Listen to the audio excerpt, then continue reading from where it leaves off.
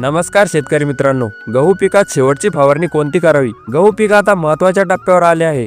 गव्हाची ओंबी व्यवस्थित सुदृढ बाहेर पडण्यासाठी तसेच दाणे टपोरे होण्यासाठी एक महत्त्वाची फवारणी आज आपण बघणार आहोत. गहू पिकात सध्याच्या काळात मावा, तुडतुडे यांसारख्या रस शोषक कीड, त्यासोबत अळी नियंत्रणासाठी आपण अलिका हे कीटकनाशक 1 ml प्रति लिटर पाण्यासाठी घेत आहोत. तसेच करपा, तांबेरा व इतर पानांवरील बुरशीजन्य रोगासाठी साप हे बुरशीनाशक 3 ग्रॅम प्रति लिटर पाण्यासाठी घेत आहोत. त्यासोबत आपण एक विद्रव्य खत पोटॅशियम नायट्रेट म्हणजे 13-0-45 5 ग्रॅम प्रति लिटर पाण्यासाठी घेत आहोत. यामुळे गव्हाची ओंबी ही लांब आणि सुदृढ निघते, तसेच दाण्यांची संख्याही वाढते. यातील पालशमुळे दाण्यांची गुणवत्ता, चमक आणि वजन सुधारते. शेतकरी मित्रांनो, फवारणीच्या उत्तम परिणामासाठी फवारणी सकाळी किंवा संध्याकाळी करावी, जेणेकरून तापमान व हवा यावेळेस कमी असते. अशा प्रकारे योग्य वेळी योग्य फवारणी केल्यास गव्हाच्या उत्पन्नात नक्कीच वाढ होते. शेतकरी मित्रांनो, अशाच उपयुक्त शेतीविषयक माहितीसाठी चॅनलला सबस्क्राईब करायला विसरू नका.